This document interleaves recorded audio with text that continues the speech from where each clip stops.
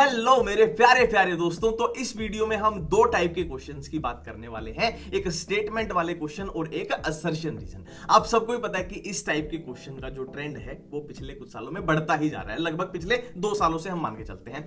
तो पिछले 2 सालों की अगर बात करें हम नीट 2022 और नीट 2023 की, तो अगर आप सिर्फ बायोलॉजी का पेपर देखोगे तो आपको 100 क्वेश्चंस में से 23-24 क्वेश्चन जो है स्टेटमेंट या फिर असर्शन रीजन वाले मिलेंगे। मतलब अपना 23 से 25% जो पेपर है, लगभग मान के चलो 25% जो पेपर आता है या आएगा स्टेटमेंट वाला या असर्शन रीजन वाला आएगा। मतलब ये क्वेश्चन बहुत इंपॉर्टेंट हो जाते हैं।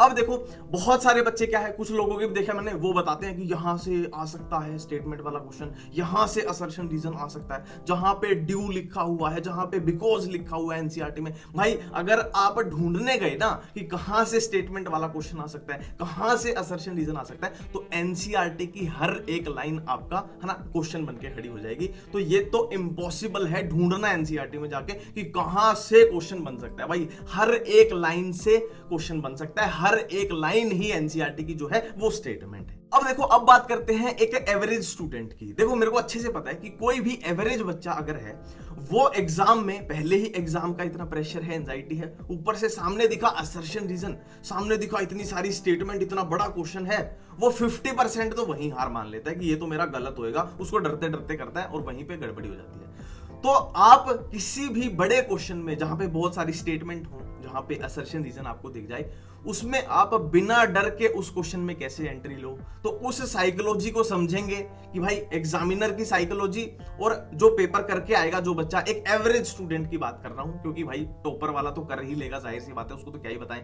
तो एक एवरेज स्टूडेंट की क्या साइकोलॉजी होनी चाहिए उस क्वेश्चन में घुसते हुए, ठीक है, कोशिश की है। अभी स्टार्ट करते हैं। तो हम दो टाइप के क्वेश्चंस की बात करने वाले हैं, एक स्टेटमेंट बेस्ड क्वेश्चन, एक असर्शन रीजन। देखो मैं एक बात फिर से रिपीट कर दूं कि इस वीडियो को कृपया करके स्किप मत करना। सबसे पहले हम बात करते हैं स्टेटमेंट बेस्ड क्वेश्चन की।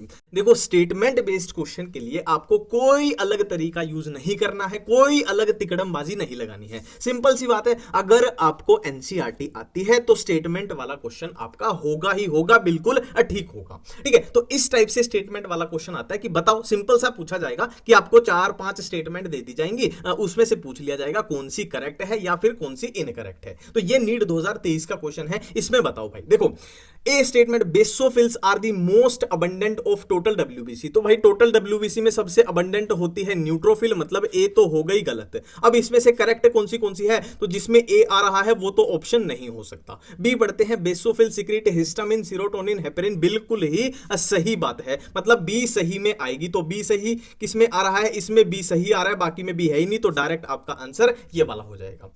अब हम बात करते हैं जो अपना मेन मुद्दा है और एग्जाम में जहां पे पंगा होता है, वो है असर्शन रीजन, ठीक है।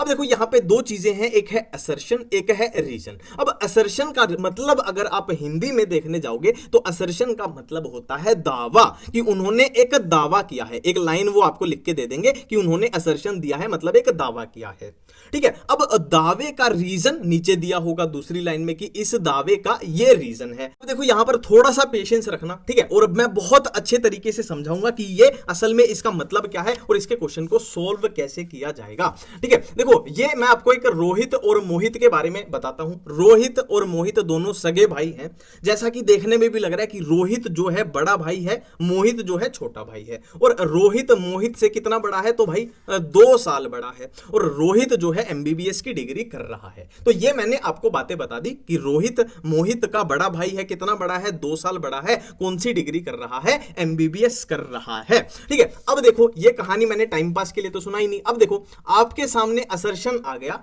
कि रोहित जो है वो मोहित से 2 साल बड़ा है, मतलब ये एक दावा कर दिया गया कि रोहित मोहित से 2 साल बड़ा है। अब इस दावे का रीजन क्या दिया गया, रीजन क्या दिया गया कि रोहित जो है बीटेक में पढ़ता है। और असर्शन रीजन के क्वेश्चन में आपके सामने ऑप्शन कुछ इस तरीके से रहते हैं, ठीक है। तो सबसे अच्छा तरीका है, सबसे पहले इनको एक स्टेटमेंट की तरह ट्रीट करो, है ना। फिलहाल के लिए भूल जाओ, सबसे पहले भूल जाओ क्या असर्शन होता है, क्या रीजन होता है, भूल जाओ। ये एक स्टेटमेंट है, ये दूसरी स्टेटमेंट है। सबसे पहले चेक करो कौन सी ठीक है, कौन सी गलत है, या दोनों सही है या दोनों गलत है। तो रोहित मोहित से 2 साल बड़ा है, ये बिल्कुल ही ठीक स्टेटमेंट है। और रोहित बी टेक में पढ़ता है, तो नहीं भाई वो एमबीबीएस में पढ़ता है, तो ये गलत स्टेटमेंट है। तो ए जो है असर्शन जो है वो ठीक है, रीजन जो है गलत है। मैंने अभी बात ही नहीं किया रीजन की, सिर्फ स्टेटमेंट की तरह उनको ट्रीट किया है। 50% तो क्वेश्चन आपका यहीं पे सॉल्व हो जाएगा। असर्शन ट्रू किसमें है, इसमें है, रीजन फॉल्स किसमें है, इसमें है, तो डायरेक्ट ऑप्शन 1 आ गया। हम है ना नीचे तक गए नहीं, हमने डायरेक्ट देख लिया कि कौन सी स्टेटमेंट ट्रू है, कौन सी फॉल्स है, उसी के बेस पे 50% क्वेश्चन हो गया।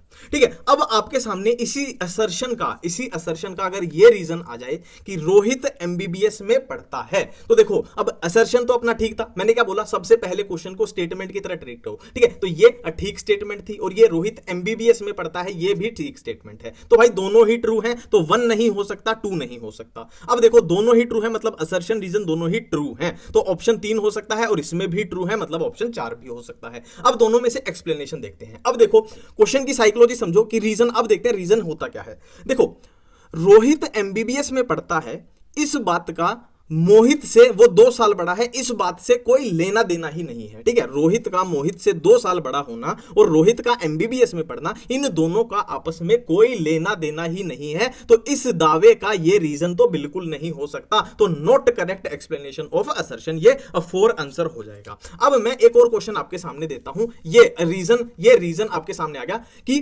रोहित मोहित से 2 साल बड़ा है, ये असर्शन है। उसका रीजन है रोहित 2 साल पहले पैदा हुआ है। तो हमने क्या बोला कि पहले हम स्टेटमेंट की तरह इसको ट्रीट करेंगे। ये स्टेटमेंट पढ़ी हमने, बिल्कुल ठीक है। रोहित 2 साल पहले पैदा हुआ है, ये भी बिल्कुल ठीक है। और रीजन क्या इसका बन रही है, ये जाहिर सी बात है 2 साल पहले पैदा हुआ है, इसलिए 2 साल बड़ा है। तो इसका आंसर क्या आ जाएगा, 3 आ जाएगा कि भाई करेक्ट उसका रीजन है, मैच हो रहा है। ठीक है, मैंने यहां पर थोड़ा सा टाइम लगाया है इस चीज पे जानबूझ के कि आपको क्वेश्चन की साइकोलॉजी थोड़ी समझ में आए। अब हम देखो ये नीट 2022 का क्वेश्चन करने वाले हैं। देखो इसमें असर्शन क्या बोलता है, ये इंग्लिश में लिखा हुआ है, हिंदी में बता देता हूं कि इसमें क्या बोलता है कि ऐसे जीन जो क्लोजली लोकेटेड है ऑन सेम क्रोमोसोम, उनमें इंडिपेंडेंट असॉर्टमेंट वाला रूल जो है वो फेल होता हुआ नजर आता है। ये असर्शन है। रीजन क्या है, क्लोजली लोकेटेड जीन्स असोर्ट इंडिपेंडेंटली। मैंने क्या बोला, एक पल के लिए भूल जाओ क्या असर्शन क्या रीजन, सिर्फ स्टेटमेंट की तरह इनको ट्रीट करो। तो देखो ये बात बिल्कुल ही ठीक है कि अगर क्लोजली लोकेटेड जीन है तो उनमें लिंकेज के चांसेस हो जाएंगे, और उनमें है ना क्या है, इंडिपेंडेंट असॉर्टमेंट वाला रूल जो है वो फ्लॉप होता हुआ नजर आएगा। मतलब ये जो कथन है, ये दावा है, बिल्कुल ठीक है। अब दूसरी स्टेटमेंट, अभी हमें रीजन कुछ नहीं पता, सिर्फ स्टेटमेंट की तरह इसको ट्रीट करो कि closely located genes assort independently. ये तो उल्टी बात हो गई ना, अगर जीन्स जो होंगे क्लोजली लोकेटेड होंगे तो उनमें तो लिंकेज में चांसेस होंगे ना, उसमें तो इंडिपेंडेंट असॉर्टमेंट अच्छे से नहीं होगी। तो ये बिल्कुल ही गलत बात है। तो आपके सामने ऑप्शन कुछ इस तरीके से होंगे, असर्शन है ट्रू, रीजन है फॉल्स, डायरेक्ट आंसर आ गया। आपको एक्सप्लेनेशन तक बताने की जरूरत ही नहीं पड़ी, आप उसको स्टेटमेंट की तरह ट्रीट करो बस। अब देखो एक और क्वेश्चन करके देख लेते हैं। ये नीट 2022 का क्वेश्चन है जिसमें असर्शन क्या है, यानी ये दावा किया गया है कि all vertebrates are coordinates but all coordinates are not vertebrates. अब सबसे पहले देखो अपने को पता तो होना चाहिए ना कौन से टॉपिक का क्वेश्चन है, कौन से चैप्टर का क्वेश्चन है, ये तो पता होना चाहिए, है ना। तो कोऑर्डिनेट्स जो होते हैं क्या होते हैं, कोऑर्डिनेट्स वो होते हैं जिनके पास नोटोकोड प्रेजेंट होती है, और नॉन कोऑर्डिनेट्स क्या होते हैं, जिनके पास नोटोकोड एब्सेंट होती है। तो कोऑर्डिनेट्स को 3 पार्ट में डिवाइड कर दिया गया, यूरोकोड सिफेलोकोर्डेटा, वर्टिब्रेटा। यूरोकोर्डेटा में जो नोटोकोड होती है वो ओनली लार्वा में प्रेजेंट होती है और सिर्फ टेल में प्रेजेंट होती है, और सिफेलो में through out the life present होती है, हेड टू टेल प्रेजेंट होती है। और वर्टिब्रेटा यानी वर्टिब्रेट्स में अपने को पता है कि नोटोकोड तो होती है एम्ब्रियो में, फिर एडल्ट में क्या है वो वर्टिब्रल कॉलम में कन्वर्ट हो जाती है। ठीक है, तो ये जो दावा किया गया है ये ट्रू है या फॉल्स है, तो ये बिल्कुल ही ठीक दावा है कि सारे वर्टिब्रेट्स कोऑर्डिनेट्स तो होंगे ही होंगे, बट सारे कोऑर्डिनेट्स जो है वर्टिब्रेट नहीं हो सकते क्योंकि उसकी 3 डिवीजन है। तो यह दावा बिल्कुल ठीक है। अब बात करते हैं इसका रीजन क्या है। मान लीजिए आपके सामने ये रीजन आ गया, इसका ये रीजन आ गया कि रीजन क्या है, coordinates include amphibia, reptile, Aves, mammals की कोऑर्डिनेट में ये आते हैं। ठीक है, अब क्या मैंने क्या बोला था कि सबसे पहले भूल जाइए क्या असर्शन है क्या रीजन है, ठीक और गलत देखिए ट्रू फॉल्स। तो ये ट्रू हो गई, और ये बात भी बिल्कुल ठीक है भाई, कोऑर्डिनेट्स में क्या क्या आते हैं अपने, chondrichthyes, osteichthyes, amphibia, reptile, aves, mammal, तो ये बात भी बिल्कुल ठीक ठीक है। मतलब भाई यहां पर अपने से पूछ लिया जाए तो दोनों ही ट्रू हैं, तो ना तो 1 हो पाएगा ना 2 हो पाएगा, तो या तो 3 है या 4 है। अब देखो जो अपना दावा है, जो असर्शन है, उसका लेना देना किससे है? नोटो कोड से उसका लेना देना है। और जो अपना रीजन है भाई उसमें देखो क्या है, कोऑर्डिनेट्स में ये आ रहा है, तो इसमें नोटो कोड का तो कुछ लेना देना नहीं है ना रीजन में, तो ये इसका रीजन नहीं है। मतलब क्या हो जाएगा? नॉट करेक्ट एक्सप्लेनेशन, ये फोर्थ ऑप्शन हो जाएगा। और इसकी जगह अगर आपके सामने रीजन आ जाए ये वाला कि ये रीजन है इस चीज का कि Noto code is replaced by vertebral column in adults, सबसे पहले क्या देखेंगे, ये बात ठीक है कि नहीं है। तो हमने अभी बात की थी कि वर्टिब्रल कॉलम से रिप्लेस हो जाती है क्या? नोटो कोड एडल्ट के अंदर, तो ये बात बिल्कुल ठीक है। तो दोनों ही ट्रू है, तो या तो 3 होगा या 4 होगा। तो देखते हैं, तो जाहिर सी बात है इसका ये ठीक एक्सप्लेनेशन है ना, उसमें भी हम नोटो कोड की बात कर रहे थे और इसमें भी है ना वही ठीक एक्सप्लेनेशन है। तो ये क्या हो जाएगा? ऑप्शन नंबर 3 हो जाएगा कि इसका ये करेक्ट एक्सप्लेनेशन है। तो भाई उम्मीद करता हूं जिस तरीके से मैंने यहां पर बातें बताई उस तरीके से आपको समझ भी आई होंगी और उसका आप एग्जाम में यूज भी करोगे। और असर्शन रीजन का क्वेश्चन देखते ही आज के बाद घबराओगे नहीं, कॉन्फिडेंट रहोगे, उसको एक मेथड से सॉल्व करोगे। ठीक है, थैंक यू, धन्यवाद।